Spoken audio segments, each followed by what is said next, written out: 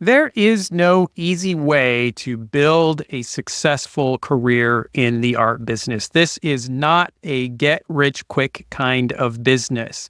In order to build a successful career as an artist or a gallerist, it's going to take years of sustained effort. However, if you want to increase your sales, there are some basic principles that we need to understand. And once we understand those principles, there are some tactics that we can employ in order to get our sales moving in the right direction. I'm Jason Horsch, owner of Xanadu Gallery in Scottsdale, Arizona, and publisher of Red Dot Blog. And today I want to talk about those principles. First and foremost, the number one thing that you can do to increase your sales is to increase your exposure. Art sales is a numbers game. If we think about it, there is some number that correlates to the number of people who have to see and experience your art in order for you to then get a sale. In other words, we have to work through a bunch of people who are not going to purchase in order to find the ones who are. Now, obviously, there's some work we can do to target in and get a little bit closer to those who are going to purchase the artwork. But it's always going to be this large ratio of people who need to see the work to get to the ones who are going to purchase. And so we can think of sales as a kind of funnel, where at the top of this funnel, we have all of the potential people who could see and experience your art. And then there's going to be a percentage of those people who are going to be interested in the artwork, want to learn more about it, and move potentially towards making a purchase. And of those who are interested, it's going to be a smaller subset who are going to be interested enough and who have the disposable income available to make a purchase. And we need to give those people repeated, clear opportunities to make a purchase. And so if we want to increase sales, we really need to be thinking about what we can do to be getting more and more people into this funnel and moving them toward purchases. Certainly, there are things you can be doing to improve the quality and presentation of your work, but those small changes that you're going to make, while they're going to have a marginal influence on the number of people who are going to make a purchase, you're going to see far more effect if you're giving more people the opportunity to see your artwork so that you can get to those who are going to be interested in buying. And so if we think of this funnel and what we can be doing to generate more sales, then there are some tactics that we can start using to increase the number of people who are moving through that funnel. And so the first is that we should be leveraging multiple platforms to give people the opportunity to see your artwork. There are some of the traditional approaches, for example, participating in open studio events that bring many people through your studio, participating in weekend art festivals and shows, getting your work into galleries. And we can think then about all the people who are naturally and already moving through those venues with the specific purpose of seeing art. They've pre-qualified themselves to be interested in art. And that's going to give us a good beginning to this pool of people that we can draw from in order to increase our sales. Now, those are traditional media, but we also have access to a number of new platforms that give us additional broad exposure. And I'm thinking specifically of the internet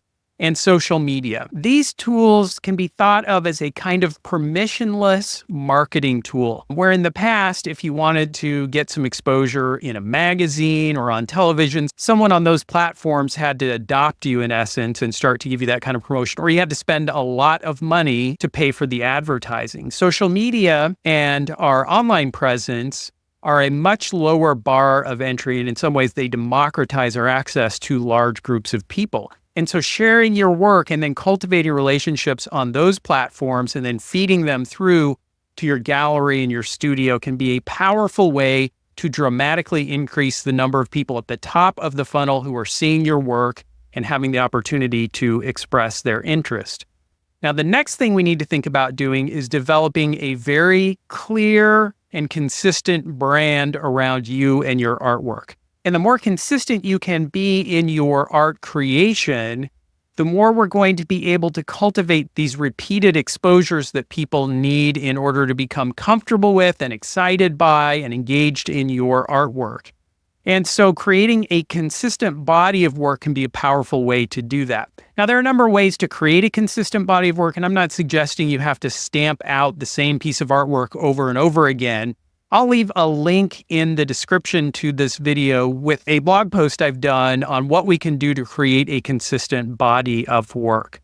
Another important thing we can do to cultivate buyers through this funnel is to tell the stories about your artwork. In my experience, over 3 decades of experience in the art business, I've seen that people are definitely visually interested in artwork, but if we can engage their senses on multiple levels, we're more likely to succeed in helping them acquire the artwork. And so telling stories about your inspiration, about your background, what led you to create the artwork that you're creating, helps create a deeper, stronger connection with those who've already expressed an interest in your artwork and can help change a casually interested potential buyer into a buyer and ultimately a collector. Another important tactic is to offer your artwork at a variety of price points.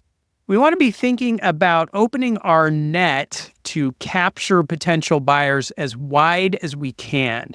And so offering a variety of price points allows us to do this by offering some price points at the lower end of the spectrum. And so they might be smaller pieces or prints and reproductions of your work.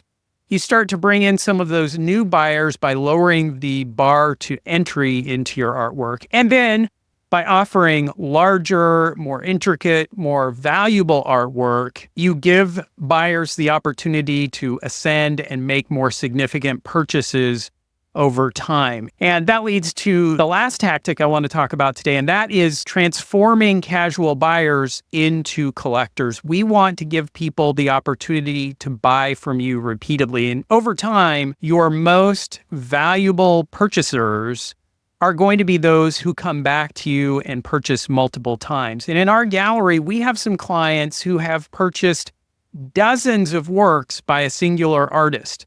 You might think at some point people become saturated, and perhaps it's inevitable that a buyer will only buy a certain number of pieces, but we want to push that number to the limit. And so you want to be doing everything you can to give your buyers that opportunity to repeatedly purchase from you.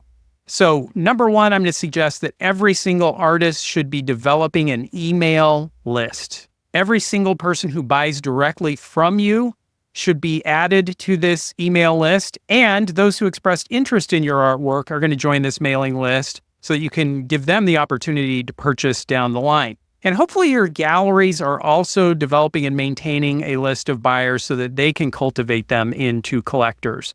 Once you've got this list, you then want to have a newsletter that leverages the contacts you have to keep them informed of new artwork, events that you're participating in, and most importantly, to keep you and your artwork on their radar.